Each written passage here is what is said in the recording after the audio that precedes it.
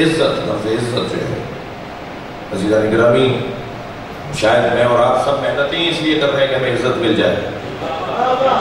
کوئی نوکری کر رہا ہے کہ صاحب عزت ہو جائے، کوئی کاروبار کر رہا ہے کہ صاحب عزت ہو جائے، پڑھ رہے ہیں بچے اس لیے کہ عزت مل جائے.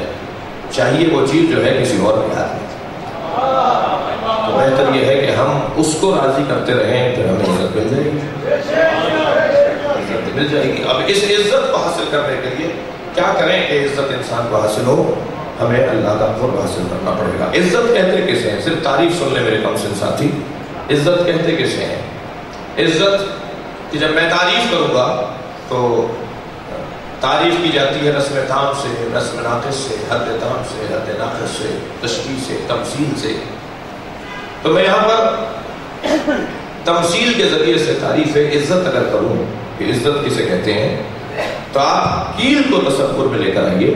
دقت فرمائیں گے، کیل کو تصور میں لے کے آئیے اور اس کیل کو آپ دیوار کے اوپر ضربے مار کر داخل کرنے کی کوشش کیجیے. تو جتنا دیوار پختہ ہوگی جی، اتنا یہ کیل اندر جاتے ہوئے زور زبردستی کا سامنا کرے گی، یعنی دیوار اسے اندر نہیں آنے دے گی. لہذا آپ کیا کرتے ہیں، آپ سے ہی بہت سے دوست وہ فلاں کیل لے کر آؤ، جو وہ فولاد والی کیل ہوتی ہے. تو یہ مضبوط کیل کیوں لے کر آ رہے ہیں؟ تاکہ کہ مقابلہ مضبوط سے ہے. اب اس دیوار کے اندر جو زیادہ مضبوط، مثلا RCC کی دیوار ہے، اس میں آپ کو اس کیل کو ڈالنے کے لیے آپ نے وہ مہنگی اور سخت والی کیل آپ نے تلاش کی. بعض اوقات وہ بھی ٹوٹ جاتی ہے، بعض اوقات وہ بھی مڑ جاتی ہے، کیل اندر نہیں جا پاتی. یہ جو کیفیت دیوار کی اور کیل کی ہے، یعنی یہ جو حالت اس وقت دیوار اور کیل کی ہے، یہ عزت اور بے عزتی کی کیفیت ہے.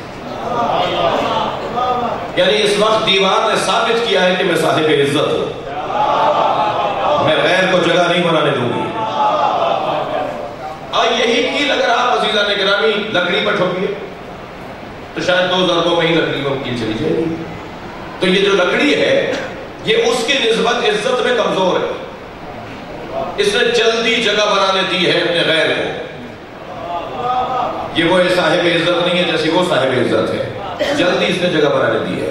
لیکن عزیزان گرامی یہ کیل آپ مضبوط ترین کیل بھی لے آئیں تو ایک اور جگہ پر بھی اس کو ڈالنے کی کوشش کی جا سکتی ہے، ٹھوکنے کی کوشش کی جا سکتی ہے، اور وہ ہے پتھر. پتھر لیجئے، اس پہ کیل کو جوڑیے اور آپ مارنا شروع کیجئے کہ کسی طرح یہ کیل پتھر میں چلی جائے. پتھر ٹوٹ جائے گا، جگہ نہیں بنانے دے گا. اسے کہتے ہیں عزت. میں اپنی جان دے سکتا ہوں، غیر کو جگہ نہیں دوں گا. صلوات پڑھیں گے محمد و آلہ. اب مولا حسین کا جملہ سنیے، میرے مولا فرما رہے ہیں ان الدائی ابن الدائی قد رکض بین اثنتین. اس بد کردار عورت کی اولاد نے مجھے 2 راہے پہ کھڑا کر دیا. جی یزید کو مخاطب کر رہے ہیں. ان الدائی ابن الدائی قد رکض بین اثنتین. اس بد کردار عورت کی اولاد نے مجھے 2 راہے پہ لا کے کھڑا کر دیا. بین الذلۃ والذلہ. میرے سامنے 2 ہی رستے اب رہ گئے، یا ذلت کا رستہ اپناؤں یا عزت کا رستہ اپناؤں. اور یہ کہہ کر فوراً فرمایا ہے ہاتھ من الذلہ، ہم اہل بیت سے ذلت دور ہے. ہم ذلت کا رستہ اپنانے والے لوگ نہیں ہیں. میں موت کے رستے کو اپناؤں گا، میں ذلت کے رستے کو نہیں اپناؤں گا. یہ لہجہ وہی اپنا سکتا ہے جو اللہ سے عزت پاتا ہو، جسے اللہ نے عزت عطا کی ہو. وہ ہے کہ جو اس لہجے میں بات کرے گا.